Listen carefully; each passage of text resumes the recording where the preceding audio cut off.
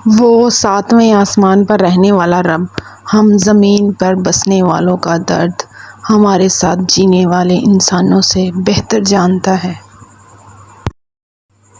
توڑ کر رب کی حدوں کو ہر کوئی ایک دوسرے سے پوچھ رہا ہے، زندگی میں بے چینی کیوں ہے؟ جلدی رو پڑتے ہیں، جلدی روٹھ جاتے ہیں، جلدی مان بھی جاتے ہیں۔ سنا ہے اللہ کو ایسے لوگ پسند ہے۔ تہذیب ہی سکھاتی ہے جینے کا سلیقہ، علم سے جاہل کی جہالت نہیں جاتی۔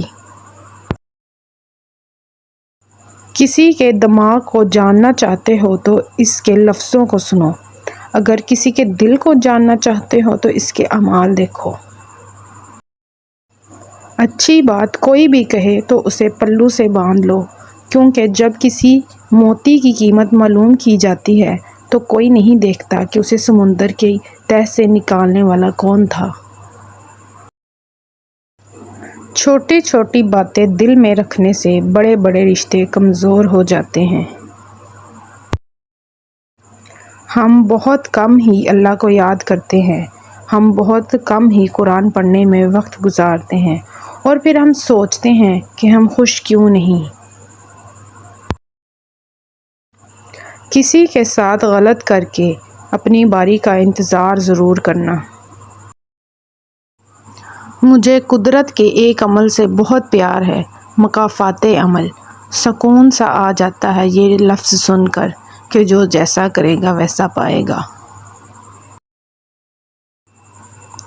ان کی خاموشی سے ڈرو جن کا آپ نے دل دکھایا ہے، کیونکہ اگر انہوں نے کچھ کہا نہیں یا کیا نہیں تو بدلے میں اللہ ضرور کرے گا۔ جو وقت گزر گیا اس کو یاد کر کے کچھ اصول بنا لیں، جو وقت باقی رہ گیا وہ بہتر ہو جائے گا۔ الجھنا چھوڑ دیں وقت سے، حالات سے اور لوگوں سے جنہیں آپ بدل نہیں سکتے۔ اپنی توجہ اس پر مرکوز کریں جسے آپ بدل سکتے ہیں، یعنی کہ آپ اپنا آپ۔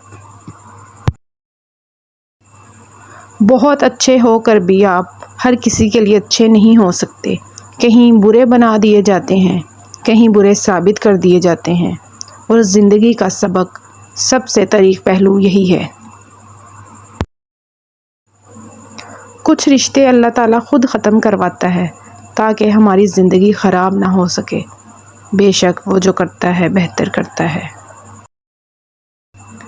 صبر رکھو، بے شک تمہاری تقدیر میں تمہاری سوچ سے بہتر لکھا ہوگا اللہ نے، کیونکہ وہ سب سے بہتر لکھنے والا ہے۔ کتابوں اور مشاہدوں سے انسان سیکھتا ضرور ہے، لیکن سبق وہ ہی یاد رہتا ہے جو وقت اور لوگ سکھاتے ہیں۔ میں نایاب الجھنوں کی مکمل کتاب ہوں، تم مجھے کبھی نہیں پڑھ سکتے۔ دنیا میں سب سے بھاری چیز خالی جیب ہوتی ہے، چلنا مشکل ہو جاتا ہے۔